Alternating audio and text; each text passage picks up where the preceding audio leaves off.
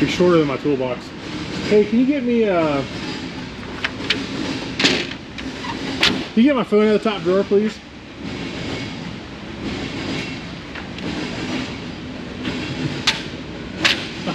Good thing I didn't put it in the back. Maybe we should start by sitting down and discussing last week's activities, but maybe in the office outside. I know, this train somewhere. is so loud. Maybe right here. Let's go front. It's nice and warm, sunny. So last week we didn't make a video of our racing excitement, and it may come out later, but not right at the moment. Oh, we had some visitors as we got through the rounds, and that caused some post-haste evacuation of the vicinity. But we ran Elvira. We did run Elvira. We raced first round. We did not move on. No, we didn't. Hey Ryan, you want to go ahead and how was our day that day? So last weekend, Saturday, there was a meet and greet at Flying H Drag Strip, our new quarter-mile facility that they are claiming is going to be in the top 8, the nicest racing facilities in the country for drag racers. Which we will post some pictures up of that right now.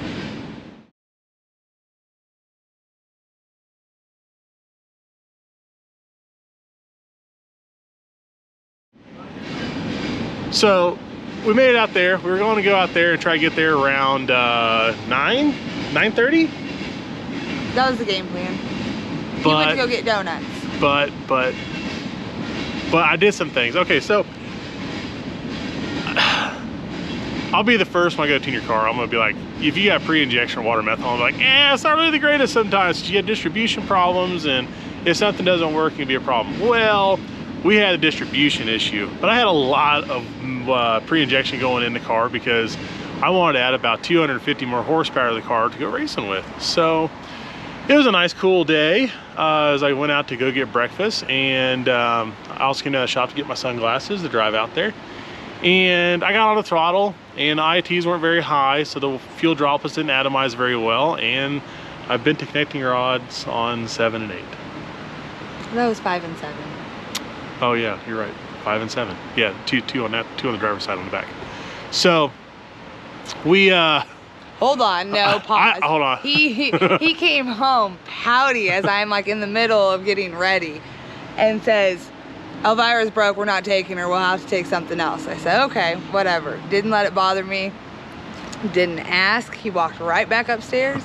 Not even 3 minutes later, he comes downstairs with a huge bowl of cereal. Cereal, because he didn't make it to the Crunch. donut shop. Yeah. And as he's just like foaming at the mouth with milk, he's like, I think I can get her fixed.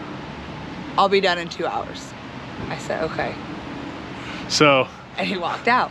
I ate this bowl of cereal as fast as I could, and then drove all knock down to the shop and proceeded to rip the oil pan off of it really fast. And luckily we did this K-member on it, and that made plenty of room to get the K-member or get the oil pan off without issues. And looked up in there, and yeah, 5 and 7 are a little bent. All right, perfect. It's on the easy side at least. So I start ripping this thing apart, get it apart in about an hour and a half, 2 hours, get the rods and pistons out, and I'm looking at the, I get one in there, I get number 7 put back in, and I'm looking at the new piston versus the other 6, and I'm like, oh, this motor was a dish piston motor, and my extra rods and pistons I had are flat tops. So I was like, that's a problem for later. So went ahead and threw 2 rods and pistons in it, got all back together. Took about 4 hours. Took me a little longer than planned. It's exhausting. Because this thing, it's got all these accessories on it. So that slowed me down. And when we got it back together, we drove it out to Flying H. I think we put about 140 miles on it. Made it to the end. Unfortunately, a lot of people had already maybe left. But there was still a lot of There people was, there. and it was really cool. It was cool to walk the track. It's very pretty. It's very open. There's a lot of room. Huge. Sorry, I'm It is shaking so on your wide. arm. It is so wide. But yeah, the facility looks fantastic. I'm so excited. I can't wait. So that's gonna be great. They're planning on having it up and maybe making a pass on it with no timing system in October. So October? October? Yeah, I don't know why my voice cracked. Are Kinda you, going through are puberty. you hitting puberty? You and Or him hitting my middle-aged spurt. So that was fantastic. That was cool. And got to talk to the owners of the track and things like that, and they were excited we came out. And then we drove. Super nice people. Then we drove another 60 miles back and went and had lunch, fueled up the car so we could go out racing that night. And then we ended up doing the meet and greet meeting at KC Maxx. Yep. And that was fun. Megan. You already knew where I was going with Yeah, that. Megan made cupcakes. So I couldn't fall asleep. I tried to take a nap and it just was not working. So I was like, well, I'll make cupcakes. So she made chocolate cupcakes with what kind of frosting? It was chocolate cupcakes with a chocolate pudding and vanilla fluff frosting. Yeah, she had pudding inserted in the middle. Yeah. So they're pretty good. And I didn't try one. she had a couple dozen. They all got handed out. And then in the driver's meeting, depending on how well you know Megan, the driver's meeting, I was like, all right, who was our lucky winner? In the cupcake Roulette. Yeah, cupcake roulette. You said cupcake roulette.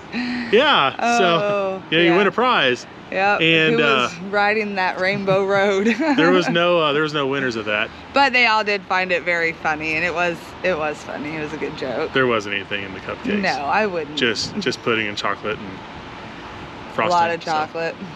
So they're really good. So then, yeah, we go out racing. We drew a heavy hitter. We drew, well, due to the circumstances around the race, I'm not gonna name off any names, but we drew a fella, and he's got a pretty wicked quick car. We were on a road that was a little challenging, and You mean a track? We were on a track, very challenging. yeah, we were on a closed course circuit, shut down by Outlaws Production with permitting and street lights and generators and stuff like that, and pretty legit.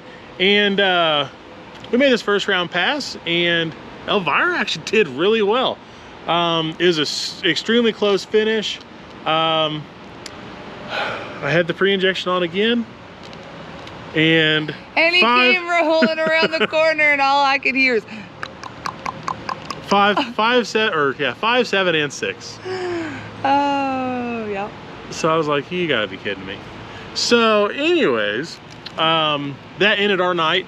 Our competitor moved on, and He got a bye the next. yeah, I got a comp round. bye, and then which would have been funny because it is possible that we could have gotten a comp bye, and then We would have made it to the third round 3 in this daily driver car. You know, that would have been hilarious. Because this was a small tire, you know, nothing's barred, just 29.5, 10.5, run what you brung, you know, good old fashioned filming, and it would have been hilarious to make it that far because we would have been in the semis then. And then yeah, well, anyways, we had a little noise again, but we got her fixed. So she's all patched up. She now has 8 flat top pistons in her. Do they all match? They all match now. We had to swap 2 rods on the ones that bent because I didn't want to give up the pistons, but there's no cracks or anything in the wrist pin area, so we're all good to just swap them over. And they were very, very minorly bent, just a little bit. If I could have driven it 100 miles, it probably would have gone away, but it would have been a bad idea. So without further ado, I have taken the pre-injection off, but I have left meth injection on it because I do plan on driving her on pump gas quite a bit. And with the 243 heads on a flat top 6.0, it's 11 to 1, 11.2 to 1. A little high for boost, a lot high. But I want to make it really safe to run 5 or 6 pounds of boost on with pump gas when I start driving it around back and forth on my drive, my commute. Yeah, fuzzball. Yeah, fuzzballs. And then, so now we're going to get Megan in the driver's seat to back the car on the dyno and maybe do some pulls. She is terrified, so more than likely it's gonna be me. So since I'll do the pulls. I would like to do that. I think that'd be fun. I mean, I'm still nervous, but yeah, I don't like This ledge freaks me out. So I don't even like watching Ryan back the car out because I just You can sit there. I get so worried. That's a big drop, and I'm afraid that if she a little too much. It's never happened in the entire time I've done thousands of vehicles. We have had one go off of it on his on purpose. Yeah. So we do. Yeah, we do some wild rock bouncers and things. You know, big old man rigs that should fly off stuff. I'll try and find the video, and we'll insert it in this area.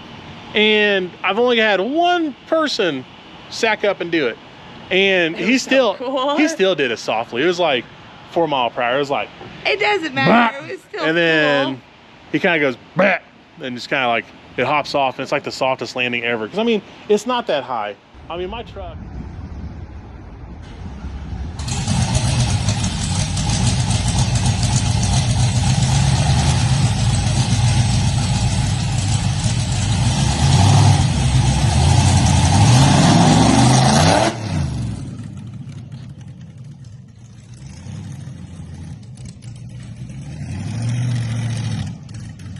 That high. I mean, my truck, if I had to let the tailgate down, it's level with this concrete pad, so it's not even that high. So since they did asphalt on top of concrete when they repaved the lot, so I mean, it like raised it up almost 3 inches. So, but out of the dozens and dozens and dozens I've done, I've only had one guy take it off the dock here. So I mean, you got plenty of room. You jump off the dock, and then you got plenty of room there, and there's no traffic, so if you had to go in the street you could, or you know, it's not a big deal.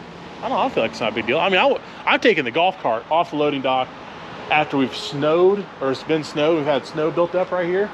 I've actually worked into a ramp and I've jumped the golf cart off because I'm wild. No, because you're a child. You're not wild, you're a child. So anyways, There's a difference. I have not dynoed Elvira since we did the 6.0 conversion with the Trailblazer intake and the new oil pan, stuff like that. You know, I've just been kind of go with her. And I've got about an hour or so to spare today.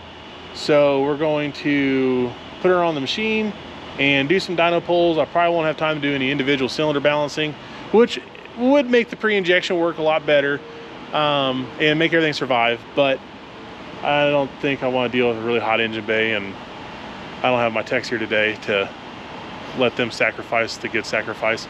So I think I'll just kind of clean up the tune-up and make sure it's making around 750, 800 wheel for what I want to do tomorrow. So tomorrow we might be going racing again, but details on that to come. No, well, I mean, you want to get going? Yeah, we need to get going.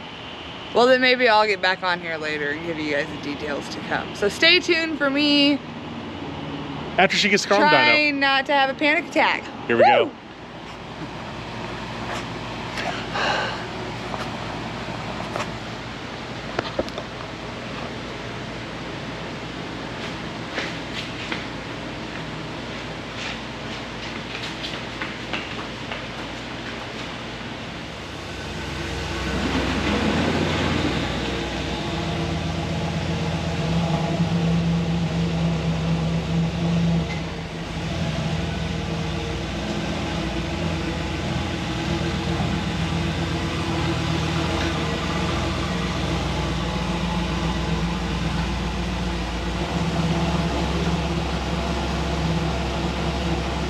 Easy peasy.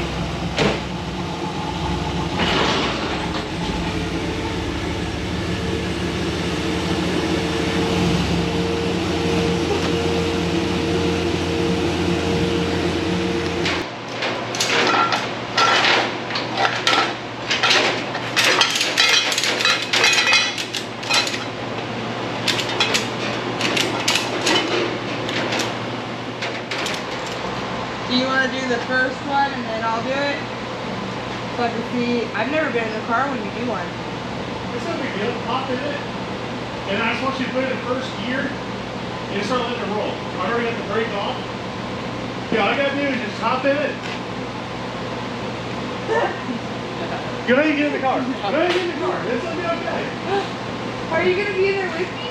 Yeah, I'll be there with you. Okay. I just gotta wash my hands. But you go ahead and put it in gear and drop like the No, it's okay. No, it's okay. Oh gosh.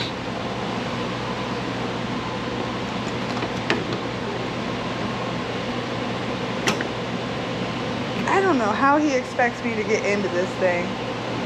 I'm a lot wider than he is.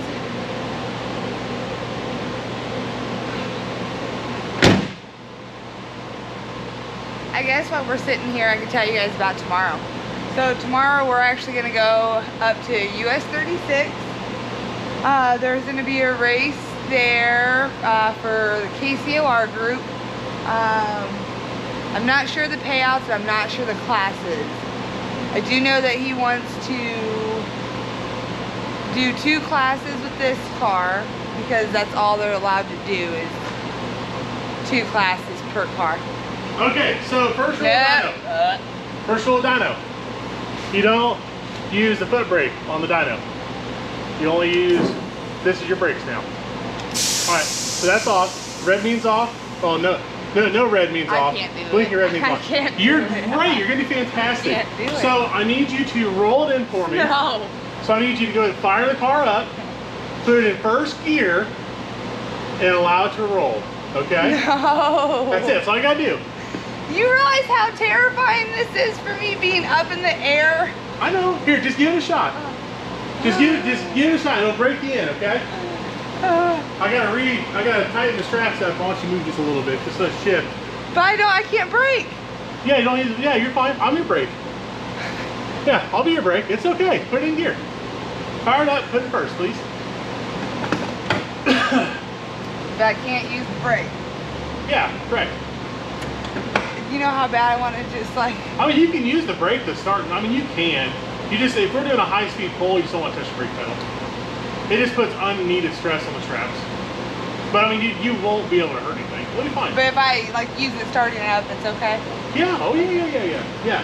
Yeah, the biggest, I mean, really, I guess the biggest thing is neutral is your new park for today. Okay? I'm in park. Yeah, you can start a neutral. Okay, good, fire it up. So, fire it up and... Put it in first gear, let it start rolling, okay? Yeah. Brian! It's gonna be great. You're gonna go like 10 miles per hour. I don't have room to go 10 miles. Yeah, you will. Fire it. It's not gonna go anywhere. It can't move.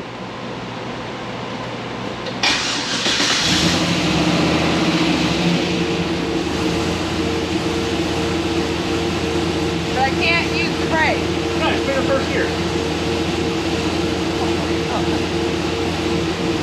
I am so terrified. Okay.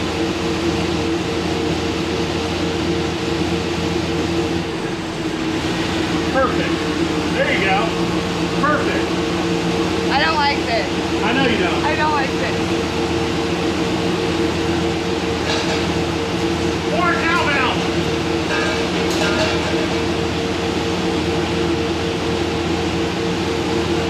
In case you guys haven't realized, I am terrified of heights.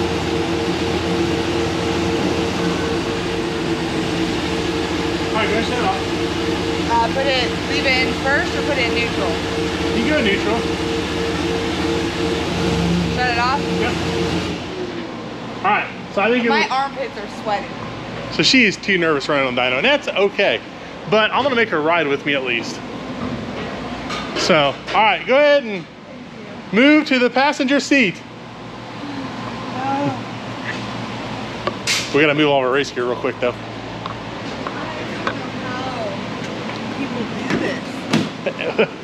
Well, I mean, Most people aren't afraid of a 6-foot drop. no, Is it even that high? no, it's like 5 foot. So yeah, no big deal. Yeah, just hop on over here.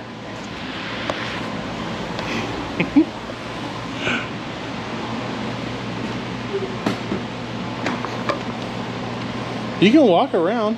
I can just don't get Brian! Edit! Don't get her ass that. Okay. We're in the car. I feel like I need to put my seatbelt on. I mean, you can. I did my first couple times. Let's see. Really? Yeah. Was it scary your first couple times? I mean, it's a little uneasy. Let's see. How can we set this up? Dyno, break off. It's in neutral. I gotcha. Thank you. You're welcome. Oh, I just don't see what is appealing about this at all. Well, there's a reason why. I don't mind the going fast in a straight, but you put me up in the air and it's... Well, that's why you pay people to do this. I know, I'm not getting paid to do this.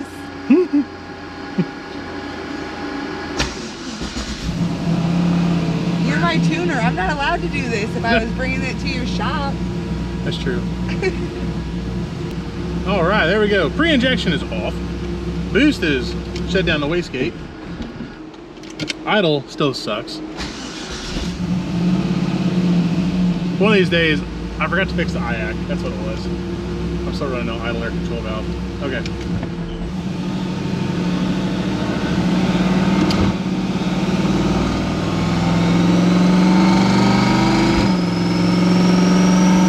She hasn't ever felt this part.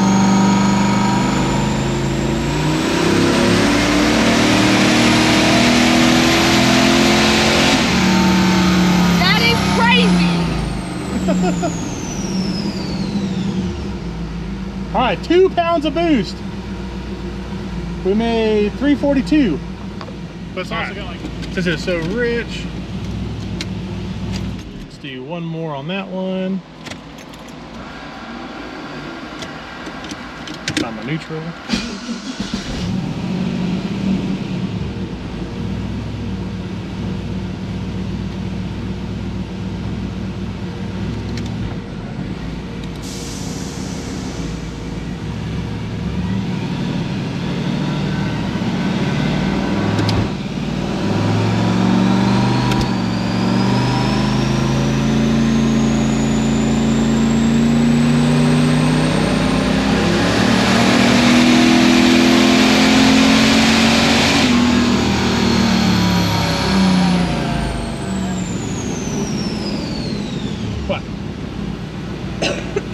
Very rumbly. I was trying to go, Much better, much cleaner.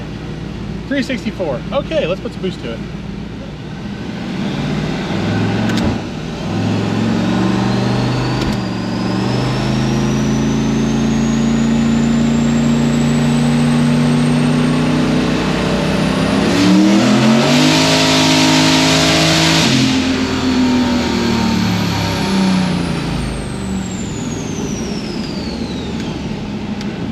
All right, 714. That's only half the dome pressure I was running the other night too. I wonder how much power she was really making. I guess we'll find out. Looking good there. Air feels good. We're at about 65% duty cycle. I am using a set of Fuel Injector Clinic 1100cc injectors. That's my limiting point on this motor. So, and we could have been hurting rods because of me running the duty cycle up around 90%. Maybe we're just kind of leaning out those holes, and maybe that's what's causing some of our problems. So, let's see.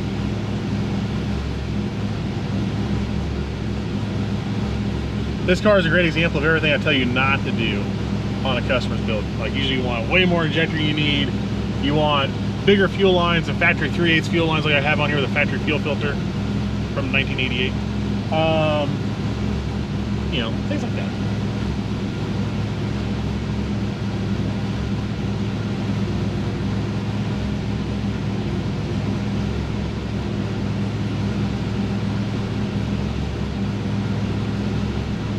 Can I show this part? Yeah. Yeah, so what I'm looking at right now is this is RPM. That's wheel speed, which I spun right there. We got oil pressure. We got plenty of oil pressure, 103 pounds. Timing, we got 14.6 to 15 degrees in it. Boost, we made 14 as a peak value. And then intake air temp is the blue line here. We did do a water air intercooler on here. And I've got single 12 gallon per minute meth nozzle hooked up right this second. So the IATs are falling during the pull from 88 to about 81 degrees. Yeah, so I mean, everything's looking pretty good.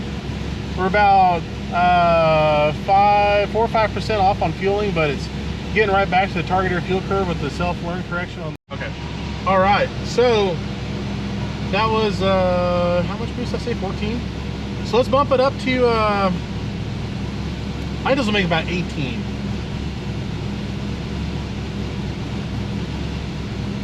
Yeah, this will make about 18. So I'm kind of making bigger jumps. I mean, I know the fuel map's gonna be pretty dang close, so let's see what it does on this.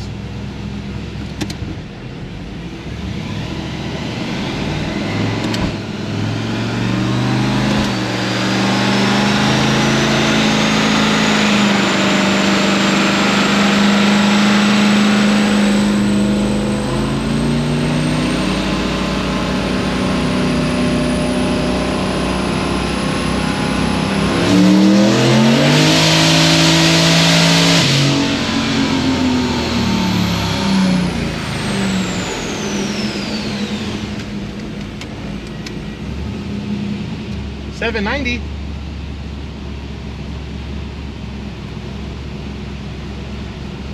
£17 of boost, so I was close.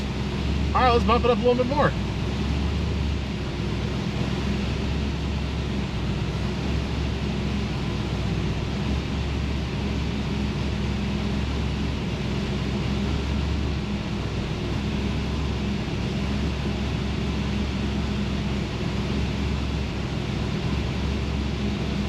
How do you know when it's too much?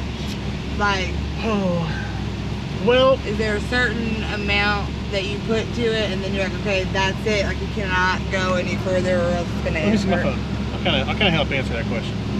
So how I tell, or kind of, I got quite a bit of experience on this stuff, and although this car may not seem like the greatest success right now, it's because I'm working with stuff that is normally going to give problems with how hard I'm trying to push it. And now I'm going to be a little more cautious with it. But kind of an efficiency test I'll do. Actually, I'm going to let the motor cool down just a little bit. Kind of an efficiency thing I'll do to kind of tell how well the combination's responding is we look for power gains based on incremental changes. So right now, I've got the timing pulled down to about 13.4 degrees at that boost we just hit, which was about 17 pounds. We made 14 pounds on the pole previously, and we made 714 horsepower. This pole we made 794, so we're gonna take 794 minus 714.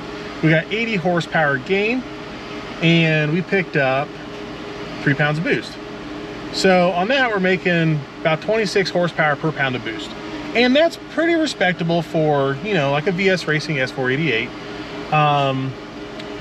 That turbine size is small for a 6-liter, especially with the compression we're at, and the heads could be a little bit bigger. Ideally, this short block really needs a set of 225, 235 cc heads at minimum, with either twin 7675s or a S488 with a 103 turbine side, or even a God, I bet this thing would spool really well with a 106 or a 110 turbine wheel with like a 10 AR.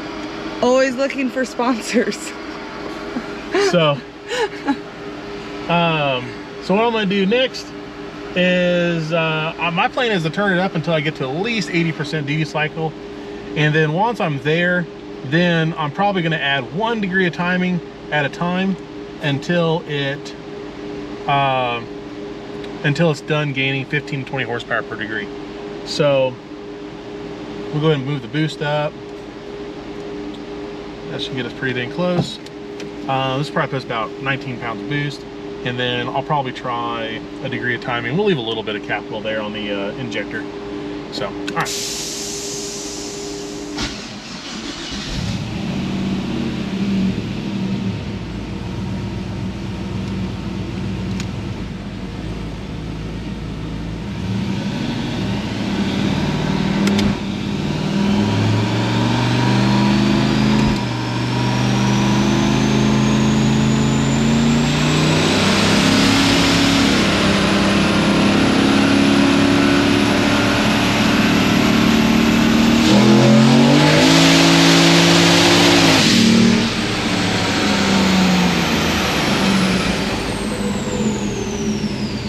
hair shifter knocked it into overdrive. I gotta set the shift to 7,000 RPMs. Okay, so that put us at, I can't read it. I think 859. I need to do a bigger monitor. 851. Okay, so we got 851.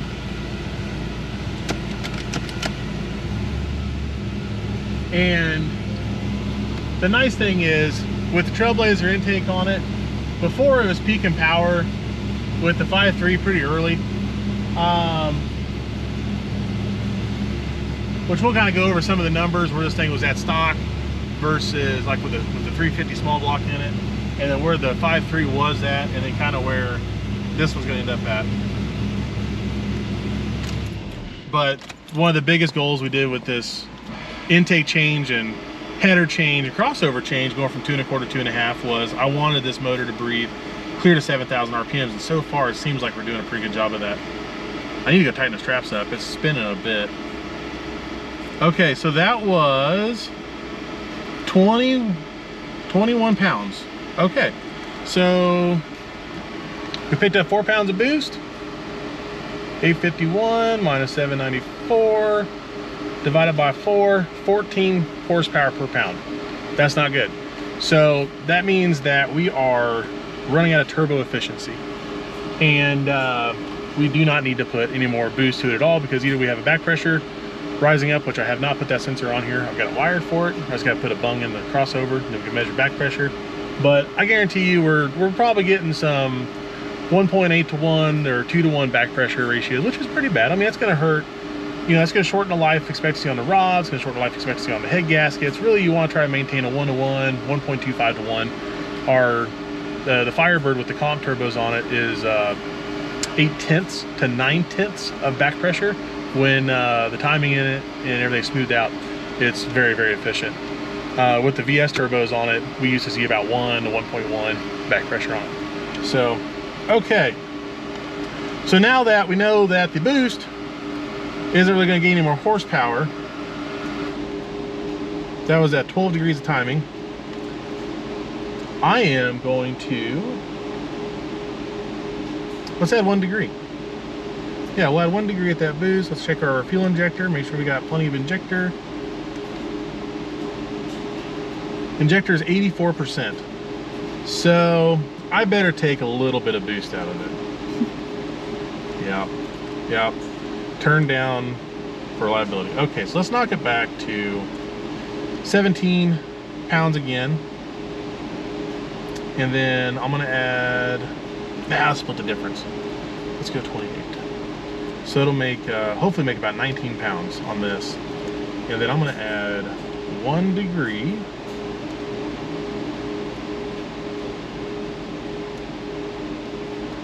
I'm gonna kind of cheat and add the degree in the IAT timing modifier. And then that way it's, if I don't like it, I can just zero this back out and leave my main timing map alone that I've got blended and working pretty well. So I kind of like the shape we got going on here. Because I got lower timing as the boost comes up, and it kind of ramps in to keep everything alive. So 1 degree, a little bit less boost, and yeah. Try it.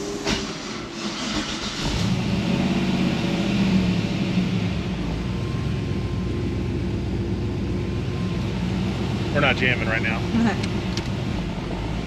Did you want to tighten the straps? Oh, see? Got me talking. Got me forgetting things.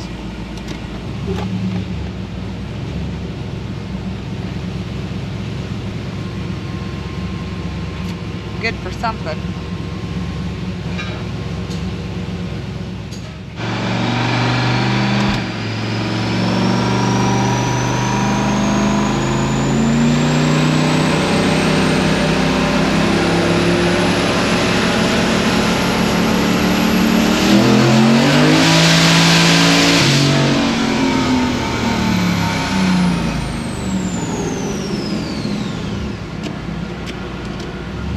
This couldn't be my job every day. This is way too nerve-wracking. Is it? It's getting better, but until I look. It's tough. I mean, it's an interesting thing to do all the time. Okay, so we hit 80% duty cycle and injector right on the dot. We are at 19.9 pounds of boost. With the 1 degree in it, we're at 853.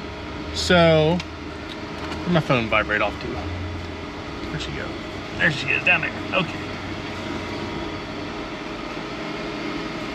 So we went 853 minus 794, and then we only gained 2.8 pounds of boost this time. So that makes it 21 horsepower per pound. So that's a bit more efficient, and that puts us at 13.3 degrees of timing. And I think 850 is good enough for right now. If I need more power, I can just add a little timing to it at the track. Perfect. So yeah, so I'm gonna go ahead and add that degree to the tune in the main map. And I think that's it. I think that'll work for right now. So 853. All right, cool. We'll go take a look at the graph here in a second. Perfect. 7. The rainbow. Yeah, all the pools. Okay.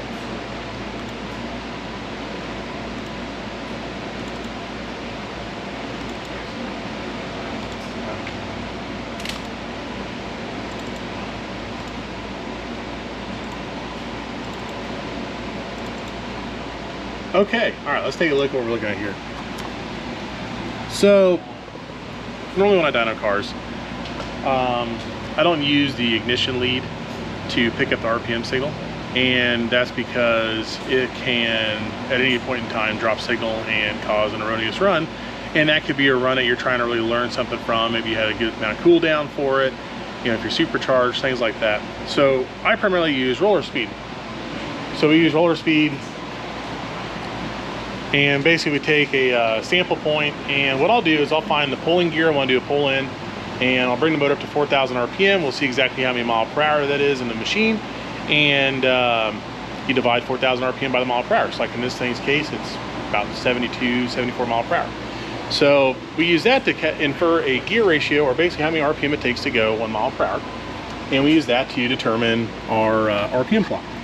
Well, it works best when you have a lockup converter, and this transmission, since it's a full manual, we have it disabled to where it doesn't use lockup until overdrive, versus when I had the 5.3 on here, we had a stock 480 in it and it had a lockup on. So I am revving. Okay, so what that'll mean is it'll slip the RPM in the actual when you floor it, your actual RPM plot in the car, it'll be up here, and then it'll kind of maintain level off and carry on. So typically what you're looking at is you'll see a fake boost in torque and power at this RPM, and then you kind of watch your trend as you go up.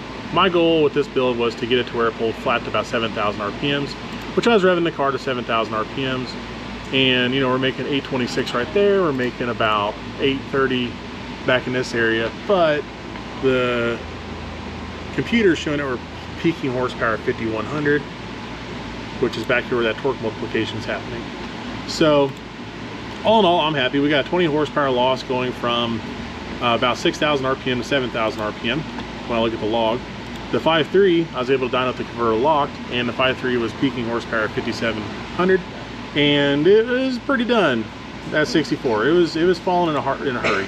So I mean, it lost 100 horsepower by the time you got from, I mean, you read it under 500 RPM. And being in this lower RPM zone, I mean, that's what hurts these stock bottom end motors. It's hard on all these small cubic inch engines.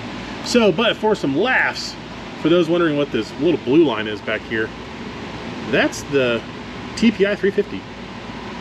A good old 179 horsepower, but 298 foot-pounds of torque. So tire fryer, just not really exciting.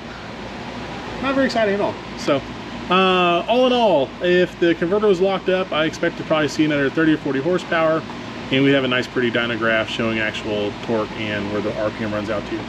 But this is working the way it is right now, and I mean, we're going to run the car with the converter unlocked anyways. So I'm pretty happy with it. Make it work. And for reference, this 5.3 number was made with 12 24 pounds of boost with a VSR's next gen 70 to 75 on a LC9. So we I know we're up on torque. The converter's locked. We're definitely up on low in response, spool time, all that's pretty good, and it definitely revs out better. So anyways, she's dialed in, tune's there. I know we're not turning up past, can't go past 28 dome. Let's be nice to her this time. Yeah, and water meth makes to where we're gaining 0 IET. We're actually losing 5 to 10 degrees of intake air temp throughout the pull. So that's pretty cool. So, all right, off the dyno and racing tomorrow. Woo woo. Stay tuned, subscribe. Thanks for stopping by. I'm tired, my belly hurts. She's not feeling good today.